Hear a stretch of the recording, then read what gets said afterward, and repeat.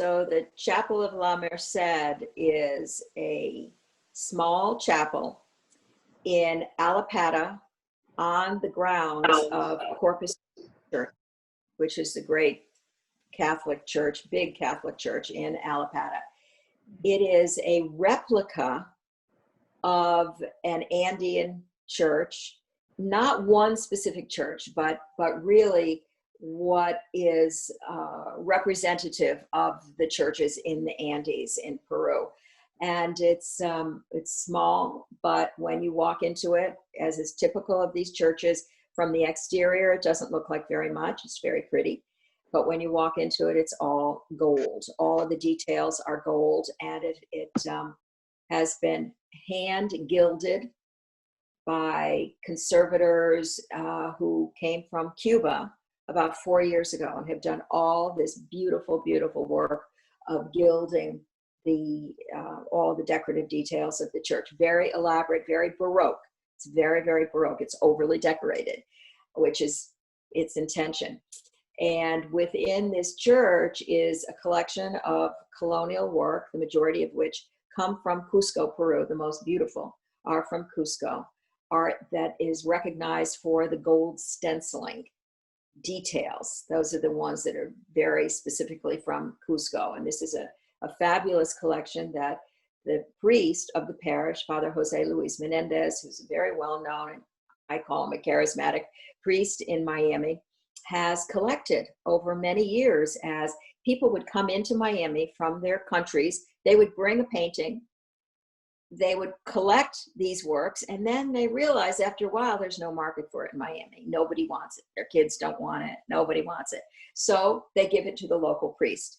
So over the years, he has collected many, many works. And then about 5 years ago, he was given a major collection of colonial art. I think there's maybe close to 80 works from a person who had the only colonial and antiques store in Miami that dealt with this. His name was Bill Morgenstern. And when he passed away, that collection went to Father Menendez as well.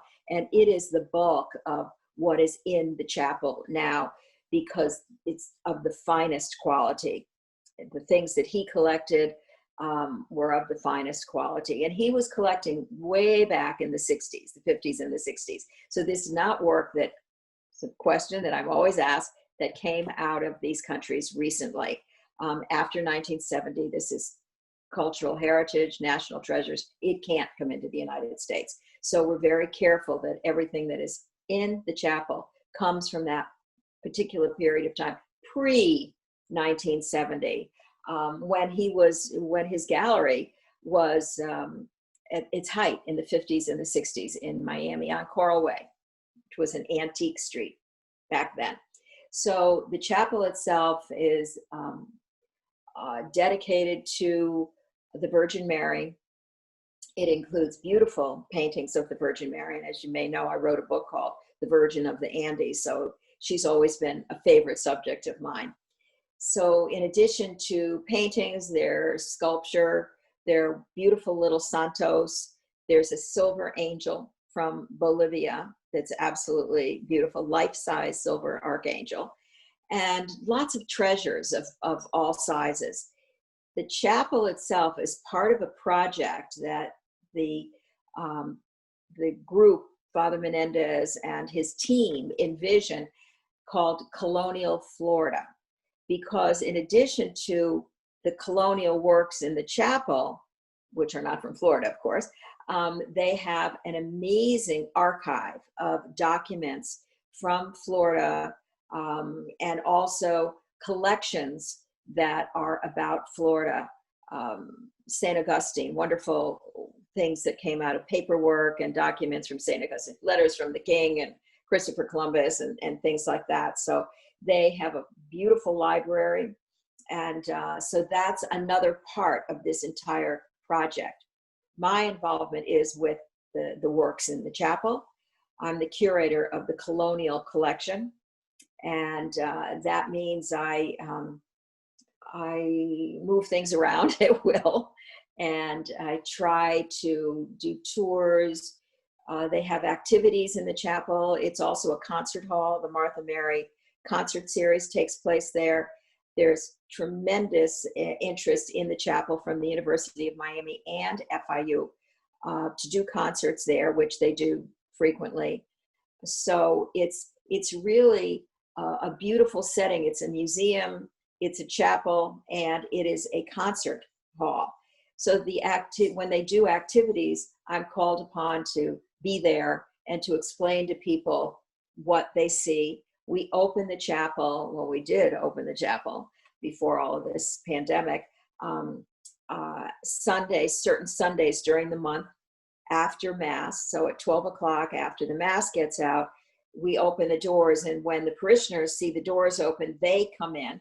And the people in Allapattah in that parish love this chapel. So it's really a labor of love. It's taken them, it's new, but it looks very old. It's only been there for about 12 years, but people think it's been there for 200 years, which in Miami would be impossible. It just looks that way.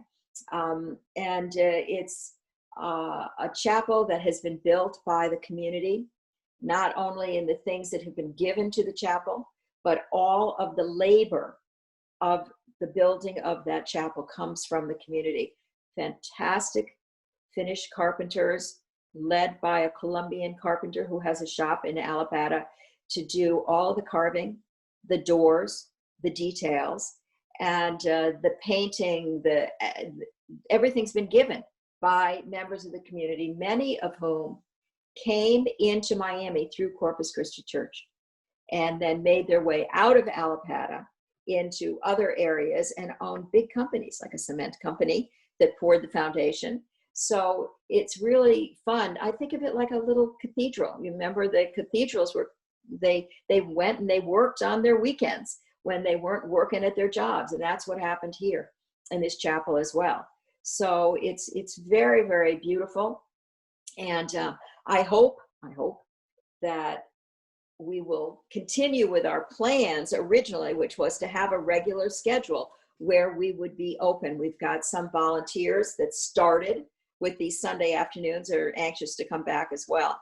Right now, Father Menendez is doing virtual masses from the chapel. So he is recording in the chapel, and which is very beautiful. So he does that. I think it's the 12 o'clock Mass. I'm not quite sure what days from the chapel that he does the virtual Mass. So right now, if you went into the chapel, it's very beautiful because there are flowers on the altar. It really looks like it's in use, which it is for him, it's very special because ordinarily the chapel is not consecrated. He would not be holding Mass there.